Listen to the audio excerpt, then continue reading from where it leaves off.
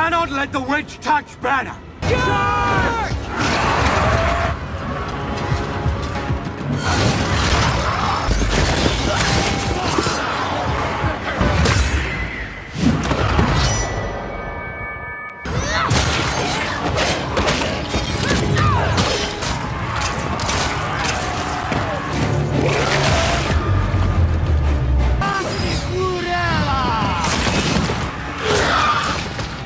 Why are you hitting yourself? If you stop me, all this is for nothing. Man, what's going on YouTube?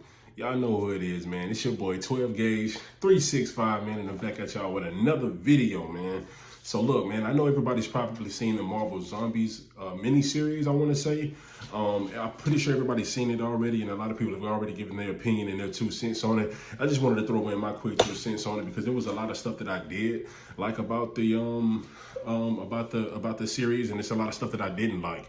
And as a Marvel fan, I'm pretty sure everybody can kind of resonate with the fact that like they probably you know, they did give us a good show, but you know, there's some stuff they probably could have improved on.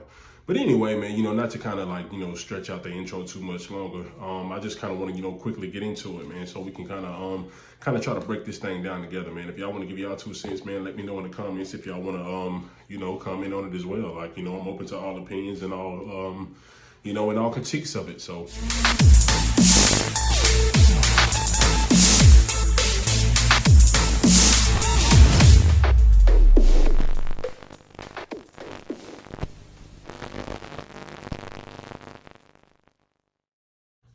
Yeah, so let's get into it, man. You know, a couple of things that I did like about it, man. Of course, like I love, I'm a big zombie, I want to say I'm a big fan of, I'm a fanatic of the kind of the zombie culture, you know, all that goes on, like pretty much anything zombie, I'm kind of open for, I'm always down to watch. I will give my, I'm probably, since it is Halloween season, I'm probably going to give my, probably going to give like a top 10, top 5 or a top 10 zombie, zombie movie or zombie series. It can be a movie or a series as well. I'm gonna probably do that.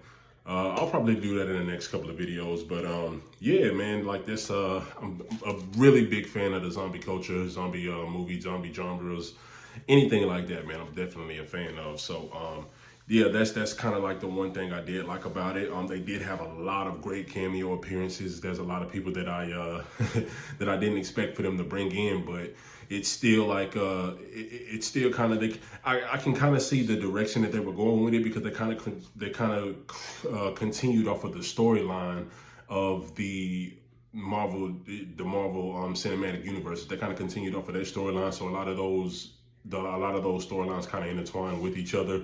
So I'm trying to, I wish they kind of, one thing that I didn't like about it, I wish they kind of did the series a little bit longer. I feel like that definitely could have been a 10 episode series or something like that. Or if they did want to just give us, if they was just going to drop 4 quick episodes, they probably could have just, you know, bunched it all together and just did one big movie about it or something like that, because like I feel like they left us much to be desired. But I did like, you know, like I said, man, I'm a fan of the zombie culture, so I did like that, and I'm a fan of, like, I really like all the cameos they did. So we saw Abomination, we saw I believe Okoye was the main kind of demon, not demon, but the main kind of zombie lady that was in there. I did like seeing her in that. They did bring back Namor. Namor was a freaking savage. Like, like he was literally scary. He was definitely scary. Like, as soon as they kind of brought him in the intro, how the camera kind of, it kind of like had like a still of his face once the camera stopped panning to him. Once the camera stopped and they kind of focused on his face, I'm just like, damn, man, it looks like the actual actor that played him in real life. And this dude kind of looks scary. And everybody knows everybody knows, like, Namor is one of the most powerful zombies, well, not zombies, but one of the most powerful Marvel characters that kind of broke out over the last couple of years in the cinematic universe. Because I think Ryan Coogler, he directed Wakanda 2, he directed Black Panther 2, Wakanda Forever. He said that pretty much he scaled Namor's power, like he's like without him being around water, he's about Thor level strength, and then with enough water he can kind of be Hulk level strength. So he's definitely, like, if you put those two together, like, I mean, that definitely, like, he does have on paper, he's one of the most powerful characters that we've seen in in the Marvel Cinematic Universe so far on camera. So, you know, it's definitely seeing him as a zombie, seeing him wrecking people, like just literally ripping people to shreds. Like, it was definitely kind of a dope moment that they put in the show. But not too not too much on Namor. Like, I definitely want to get to one character that they did bring out. We did see Infinity Hulk. I'm definitely going to get to him later. We saw Thor pop out as a zombie and as a regular person, and you know, it was a lot of characters that I didn't expect to see, but it was a lot of characters that I did expect to see that they kind of catfished us on, and I'm gonna get to that in a minute. But yeah, man, we did see Blade Knight. That's another new character that kind of popped out. Everybody, I don't think Mahershala Ali, who's supposed to be, he was casted as the next Blade. That's about to be the next Blade coming up. I think they did use his likeness, but I don't think he's the one that actually voiced the character. He definitely sounded like him, and I thought that was him at first. But then when I kind of looked up the cast list to see who I was going to be playing who, it didn't. His name didn't pop up on there. So I definitely feel like he was a character that they kind of brought out and they kind of introduced us to and kind of took him away from us in the same breath. But he was definitely one of the stars of the show. Kamala Khan, I believe her name is, Miss Marvel. She is, I know a lot of times, like, because she was the main character of the show, I want to say she did a really good job as a protagonist. They really picked a good protagonist. A lot of times they kind of make these female protagonists kind of, you know, they kind of don't fall in favor with the fans a lot sometimes.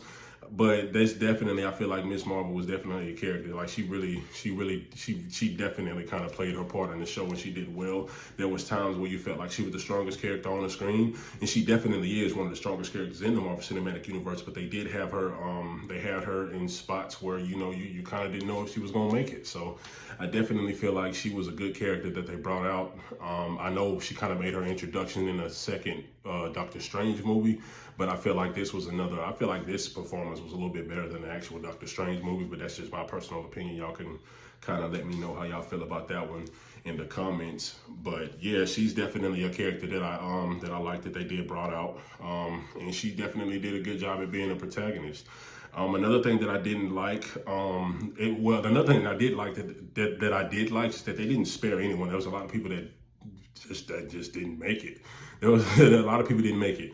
And said that that's one of those things to where in zombie culture, like, you know, you always kind of want to, you always want you want one of the good guys to make it, but they just don't always make it. So I feel like they did a good job at kind of following that they kind of followed that trope into this show when they wrote it, because I feel like there was a lot of people that they should have made it. I didn't expect the Hawkeye protege. I didn't expect her not to make it, and then Riri Williams, I didn't expect her to seemingly not make it as well. But those are, you know, and Thor, obviously he's one of the strongest Avengers, but I didn't expect him to have the plot that he did. So, you know, they didn't really spare a lot of people in this show. So, you know, and at the end, like, you really, because I'm left wondering what's going on. Like, so, but again, like I said, it's a lot to be desired when they made this show, because, you know, 4 episodes is just really not enough to, you know, I feel like we got catfished a little bit, especially with how they kind of advertised Spider-Man in the trailers. You know, he had a couple of cool scenes, but you didn't really see him in the show that much. So I feel like they definitely kind of dangled that in front of our face and, you know, kind of played with us on that one. But, you know, it is what it is. Like I said, it was definitely entertaining. Another thing I did like was the subplots that they had within the show, like how they kind of explained the whole Valley of the Gods. They explained that story pretty well, and then also, like, you know, how Thor had to have another comeback moment. You know, in the actual Marvel DC universe, you see Thor get fat, and, you know, he kind of gets out of shape, and, you know, kind of gets, you know, in this, you know, depressive despair, this, you know, kind of depressed, you know, in despair, and, you know, kind of like having that kind of mode about him, you know, kind of moping around and stuff, and, you know, him really having to have a comeback moment. And you see that happen in the DC universe with the second fight with Thanos, or the second or third fight with Thanos. I don't know if y'all want to consider him chopping Thanos' head off in the game. I don't consider that a second fight, but I want to say the second or third fight with Thanos, you see Thor kind of, you know, come back to him, you know, come back into his own and come back to himself. And you see the same thing happen in this Marvel's Zombies show. You see the same thing happen with him, because, you know, he ends up getting, like I said, like I don't really know how they I don't really know how well they explain the intertwinement with the DC universe with the fight with Thanos. I didn't really get a good, because this was an extension off of the What If, the fifth or sixth episode of the What If first season when they did the What If Marvel Zombies. I don't really know how canon all of these events are. Because, you know, like I said, you see Thor gets injured. He loses his eye as well in the Marvel Zombie series. But you know, in the Marvel DC universe, he lost his eye due to a fight with the main antagonist of that movie. So it's kind of weird how they kind of still involve the same elements of what happened in the DC universe into the same into kind of the same situation with the zombie show.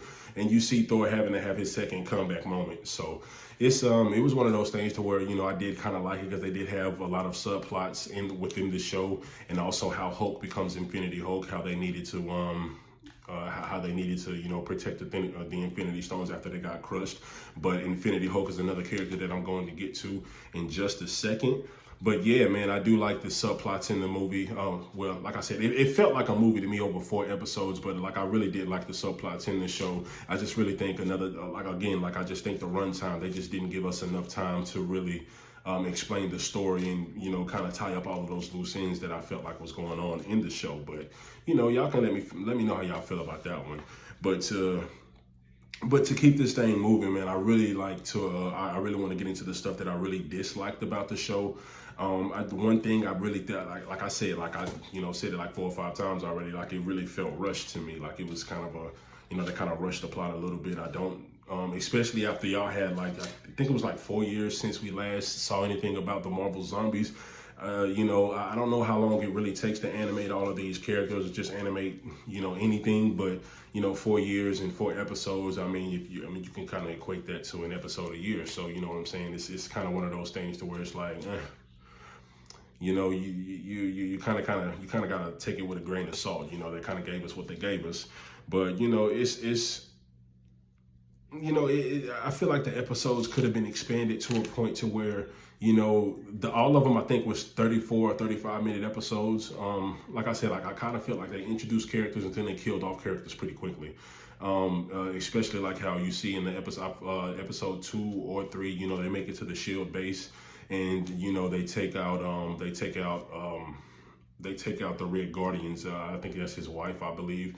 You know, they take her out pretty quickly. I mean, I felt like that was kind of like a quick little, you know, I feel like I wish they would have, you know, showed us the process with how the pheromones work as far as her controlling the zombies or whatnot. I wish they would have, you know, kind of gave us that process, because, you know, it has been 5 years since the zombie virus breakout. You know, I kind of felt like they should have gave us at least 10, you know, 1-hour episodes to where, you know, okay, we got the first episode. Now let's see what happened within the Shield base before, you know, it's got overrun by zombies, before they literally had zombies guarding the whole Shield base, basically. You know what I'm saying? Like, I feel like, you know, that's something that they probably could have expounded on, but, you know, like I said, you know, it's a lot of things that was kind of condensed in there, in that. But with that being said, though, like with this being the Marvel Zombies,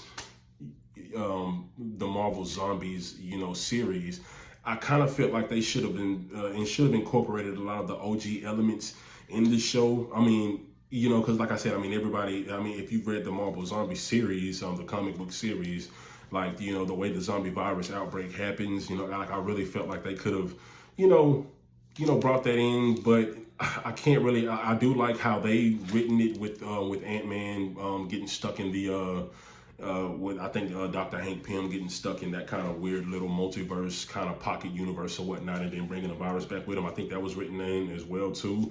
But I think with the introduction of Sentry being in the Thunderbolts movie, I really felt like that's something that they could have brought in, because, you know, from what I've read in the Marvel Zombies comic books, like he's the one that kind of, you know, it's kind of a repeated process with him. But, you know, it's one of those things, because especially with Spider-Man, if y'all wasn't going to have Spider-Man on the scene or in the series as much as y'all did, like y'all definitely could have, like, you know, kind of written in what actually happened with Spider-Man, because I think that's one of the most screwed up, you know, stories in the Marvel Zombies comic books. He has a screwed up story, But the thing is, you know, I don't really know, like, you know, with Tom Holland being so happy-go-lucky with the fans and stuff, like, I think they wanted to kind of bring in the gory elements of it, but I don't really think they wanted to bring in, like, it, because it's brutal. The comic books is a lot more brutal, even though they kind of wanted to give us a, you know, kind of a more PG-13 rated show, like the actual comic books. Like, it's a lot more brutal than what was shown on the show,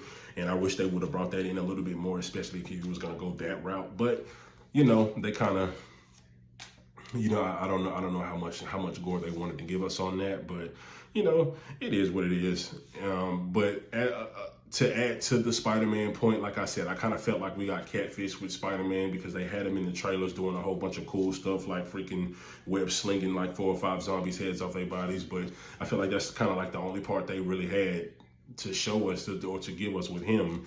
And I just don't, you know, I kind of wish they would have, you know, had him brought out a little bit more. But, you know, it kind of is what it is. I don't really have too many qualms about that, because I think they're about to make, I haven't really heard what they're going to do about the actual Spider-Man with the movies, because I do like what they did with the movies as far as Spider-Man No Way Home, with him having kind of like a reboot, like a reset of, you know, like how people just kind of forgot about him, and like now he's about to have a reset. So I am interested to see how the Spider-Man, I am interested to see what they do with him in the actual cinematic universe. But you know, in the comic books, like, I felt like they could have did his character a little bit better.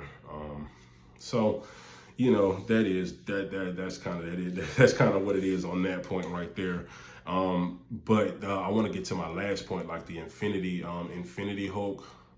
Man, he was a cool character, but I really feel like they nerfed the crap out of him, and they pretty much played him like that. Like, they played him. Like, they played him pretty much. I don't like how they did his character. I love the character, and he definitely has some cool moments, but to have him like kind of fold that quickly and that easily, I definitely wasn't a big fan of. How Abomination was kind of running to him, how the whole scene, like, he was just kind of like bent on one knee, just kind of biding his time, waiting. Like, he know the smoke is coming, but he ain't really worried about it for real, because, you know, he got them hands, and I got these Infinity Stones power within me, so I'm finna handle business.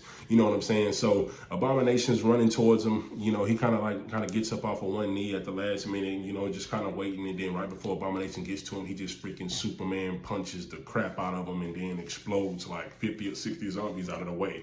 I'm thinking like, okay, well, you know, you kind of already know that like Hulk's kind of against all odds with this whole zombie, you know, with the Queen of the Dead and the whole zombie army that's coming towards him. You kind of already got a feeling that he's probably not going to lose this battle. But again, it's freaking Infinity Hulk, and Hulk is one of the most OP characters in the Marvel Universe. Like, he doesn't get tired. He gets stronger the more pissed off he gets. So, you know what I'm saying? Like, just those base stats alone, he's slaughtering half of the freaking zombie army right there with the giants, and probably Wanda herself, indeed, with herself. You know, probably herself, he's probably wiping out half of the freaking army. But you got the Infinity Stones now, so there's no way these zombies are gonna like be able to hold you for real like that. But they still found a way to make it happen. So, you know, that kind of pissed me off a little bit, because, you know, how he's getting sliced up and stuff, and he can't heal from his freaking wounds. Like, he doesn't even get hurt like that. The fight with him and Zombie Thor, that made a lot of sense, because Thor is, you know, they're pretty much on the same level as far as strength goes, and Thor can give him those kind of problems. But still, though, I like the fact that Hulk, you know what I'm saying, won that fight with him and Zombie Thor, but the fact that they just let Wanda get to him so quickly and pretty much sap up all of his powers, like, I just felt like that was kind of whack. And with Kamala Khan being a protagonist, a very likable protagonist, the way how she just kind of folded so easily, that's just, you know what I'm saying, like, I felt like they're either setting us up for something even bigger with the next batch of Marvel zombie episodes they got coming out, or, you know what I'm saying, they really just let it kind of fold like that and kind of left it on a cliffhanger, which, you know, I hate cliffhangers. I don't know about y'all, but I freaking hate cliffhangers. I did like how, you know, Riri Williams or whatnot. She is a very likable character. I love her as Ironheart. I like her slick comeback. She's got, like, you know, her dialogue is like OP as well. I do like how they didn't just kill her off, and how they had her somehow still living. I don't know how she lived. You know what I'm saying? It's a lot of speculation on that. You know, she healed herself after she got bit, and you know, she's got the Tony Hawk. Not the Tony Hawk, but the Tony Stark. She's got the Tony Stark body armor protecting her as well. So I don't know, maybe they made it out of that situation, but they were in the Valley of the Gods. So you know, it's freaking Icarus. And it's a heavily damaged celestial Icarus, who's the most powerful celestial, and like he is a powerful character. I don't know why people act like he's not that powerful, but he is a super powerful character. And he's got a zombie Captain Marvel that he has to freaking keep contained. Like nobody can win that fight. They're in the middle of that freaking mess right there, and you're surrounded by thousands of zombies. I don't see how she made it out of that situation, but you know, who knows what the Queen of the Dead done cooked up. But yeah, man, so I really feel like there was much left to be desired. If I was to give the series a score, I would probably say maybe a 6.5, maybe even a 7 out of 10. I feel like that's kind of respectable, but I do think if they would have stuck to some of the natural elements that were in the comic book series, you know, I think that it would have been a lot better. But you know, I'm not complaining, man. Like, I think the show was dope. You know what I'm saying? I love the show. So yeah, man, like, I hope we don't have to wait another 4 to 5 years before we get another one. But hey, man, you know, who knows, man? We got a lot of different zombie shows that we can watch, that we can, you know, keep up with in the meantime if we are that big of a fan of the Marvel Zombie series. So yeah, and I'm gonna get to that probably in the next couple of videos. I am gonna do like my top 5 or my top 10 zombie movies or zombie movies, TV shows. I might break it up into 2 different videos where I do my favorite zombie movies and then my favorite zombie TV shows. Who knows? I might do it all in one big long video. You know, hey, there's no telling. But yeah, man, like, I definitely got that coming up, man. I do got some more gun content coming as well. We do got some more gun content coming as well. I do got some more. I just dropped a few Call of Duty clips in my shorts. I'm gonna start posting more Call of Duty clips, because I got a lot of them, and then I got some more Undisputed boxing clips I'm gonna drop too. And yeah, man, I just downloaded Skate as well, so I'm really heavy on Skate. I'm a big fan of the skate culture as well. So yeah, man, I love the Skate games. I played all 3 of them, and yeah, man, I'm playing the one that's on early access right now. So you know, I might post some more clips of that too. So yeah, man, like, I'm just in the process of building a lot more content and getting a lot more videos together. I'm in the editing process now, so I can drop a lot more videos, so I don't have to just kind of drop one every couple of weeks. You know, I kind of don't want to do that. That's not how you become a successful content creator. So I'm trying to do a little bit, I'm trying to be a little bit better on that. And you know what I'm saying? Like, yeah, man, I'm just gonna, you know, just gonna kind of try to keep these videos loaded up and keep these videos cranked out and coming. So yeah, man, stay tuned for the next one. We will see y'all on the next time, man. 12 Gauge out. I hope y'all have a good day, man. Stay blessed and stay dangerous. Holla at y'all, man. 12 Gauge out.